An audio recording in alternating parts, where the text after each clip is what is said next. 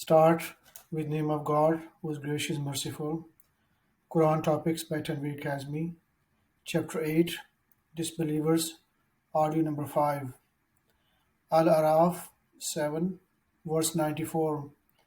Whenever we sent a prophet to any community, we afflicted its people with adversity and hardship, that they may implore. Then we substituted peace and prosperity in place of that hardship. But alas, they turned heedless and said, "It was our parents who experienced that hardship before prosperity. Consequently, we punished them suddenly when they least expected. Had the people of those communities believed and turned righteous, we would have showered them with blessings from the heaven and the earth.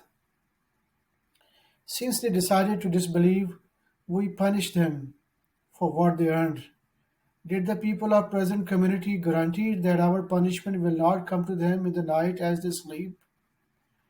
Did the people of today's community guarantee that our punishment will not come to them in the daytime while they play?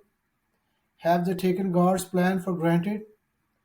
None takes God's plan for granted except the losers. Does it ever occur to those who inherit the earth after previous generations that, if we will, we can punish them for their sins and seal their hearts, causing them to turn deaf? We narrate to you the history of those community. Their messengers went to them with clear proofs, but they were not to believe in that what they had rejected before. God that seals the hearts of the disbelievers. We found that most of them disregard their agreement. We found most of them wicked. Al-Araf 7 verse 147. Those who reject our revelations and the meeting of the hereafter, their works are nullified. Are they requited only for what they committed during his absence? Moses' people made for their jewelry the statue of a calf, complete with the sound of a calf. Did they not see that it could not speak to them or guide them in any path? They worshipped it and thus turned wicked.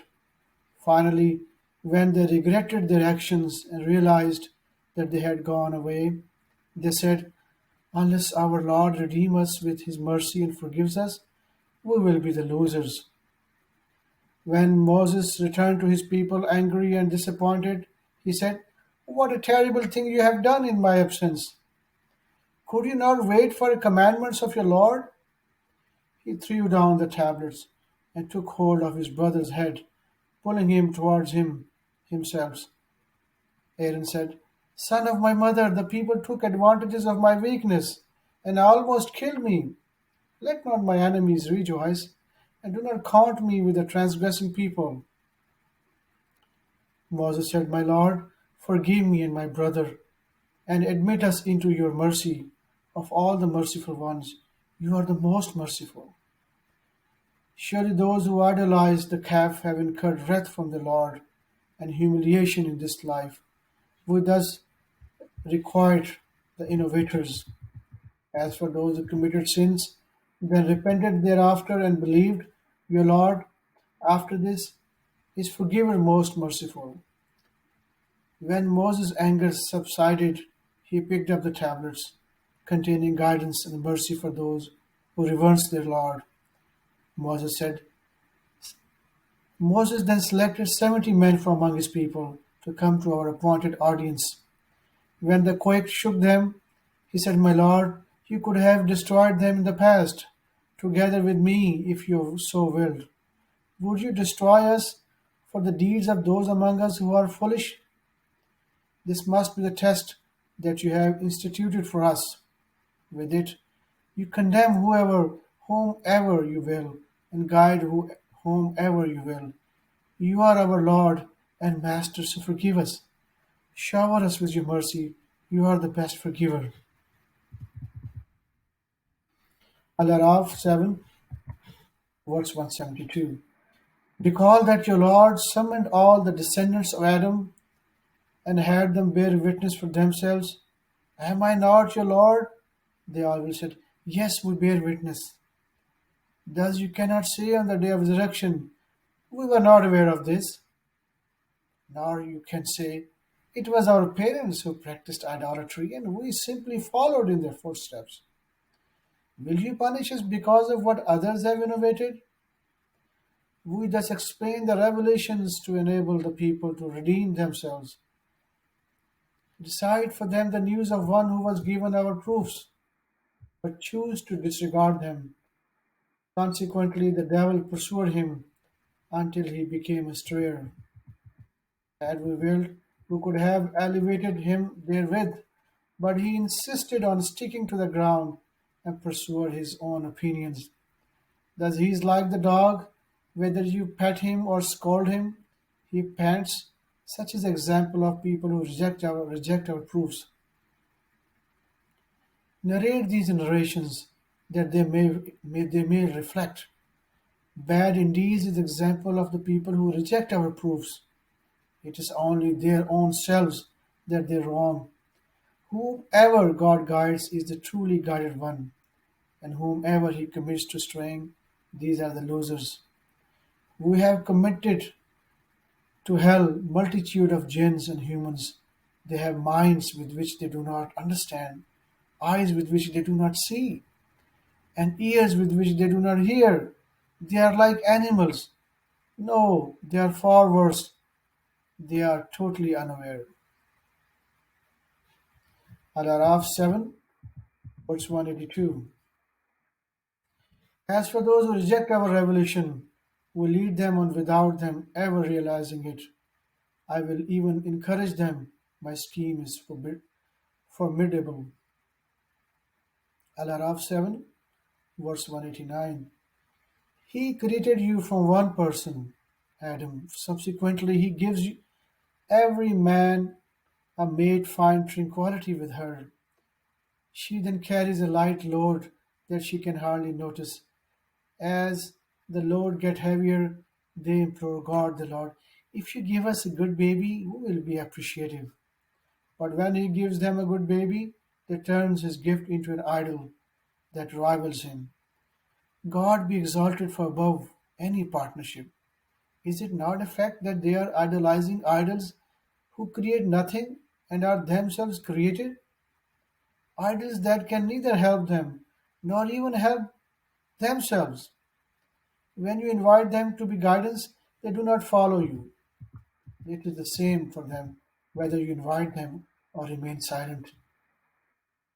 The idols you invoke beside God are creatures like you. Go ahead and call upon them. Let them respond to you if you are right. Do they have legs on which they walk? Do they have hands with which they defend themselves?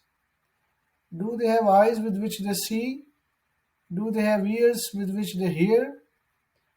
Say, call upon your idols and ask them to smite me without delay. God is my only Lord and Master, the one who revealed this book. He protects the righteous. As for the idol you set up beside him, they cannot help you, nor can they even help themselves. When you invite them to the guidance, they do not hear, and you see them looking at you, but they do not see. You shall resolve to pardon, advocate tolerance, and disregard the ignorant. Al-Anfal 8, verse 30. Disbelievers plot and scheme to neutralize you, or kill you, or banish you. However, they plot and scheme, but so does God. God is the best schemer. When our revelations are recited to them, they said, we have heard. If we wanted to, we could have said the same things. These are no more than tales, stories from the past. They also said, our God, if this is really a truth from you, then shower us with rocks from the sky or pour upon us a painful punishment. However, God is not to punish them while you are in their midst. Allah is not punished them while they are seeking forgiveness. Have they not deserved Allah's punishment by repelling others from the sacred mosque, even though they are not? the custodian thereof. The true custodian thereof are the righteous, but most of them do not know. Their prayers at the shrine were no more than a mockery and a means of repelling the people. Therefore, suffer the punishment for your disbelief. Those who disbelieve spend their money to repel others from the way of God. They will spend it, then it will turn into sorrow and remorse for them. Ultimately, they will be defeated, and all disbelievers will be summoned to hell. God will sift away the bad from the good, then pile the bad on top of each other, all in one pile, then throw it in the fire of hell. Such are the losers. Tell those who disbelieved, if they stop, all their past will be forgiven. But if they return, they will incur the same fate as the previous counterparts. Al-Anfal 8, verse 15. If you could only see those who disbelieved when the angels put them to death, they will beat them on their faces and their rear ends. Taste the punishment of hell. This is the consequences of what your hands have sent forth. God is never unjust towards the creature. This is the same fate as that of Pharaoh's people and those who disbelieved before them. They rejected Allah's revelations and God punished them for their sins. Allah is powerful and His punishment is severe. God does not change the blessing He has bestowed upon any people unless they themselves decide to change. Allah is all hearing, all knowing. Such was the case with the people of Pharaoh and others before them. They first rejected the signs of their Lord. Consequently, we destroyed them for their sins. We drowned Pharaoh's people. The wicked were consistently punished. The worst creature in the sight of God are those who disbelieved. They cannot believe. You reach agreement with them, but they violate their agreements every time. They are not righteous. Therefore, if you encounter them in war, you shall set up as a deterrent example for those who come after them, that they may take heed. When you are betrayed by a group of people, you shall mobilize against them in the same manner. Allah does not love the betrayers. Let not those who disbelieve think that they can get away with it. They can never escape. You shall prepare for them all the power you can muster and all the equipment you can mobilize, that you may frighten the enemies of God, your enemies, as well as others who are not known to you. God knows them. Whatever you spend in cause of God will be repaid to you generously, without the least injustice. If they desire to peace, so shall you. And put your trust in Allah. He is the hearing, all-knowing. If they want to deceive you, then God will suffice you. He will help you with His support and with the believers.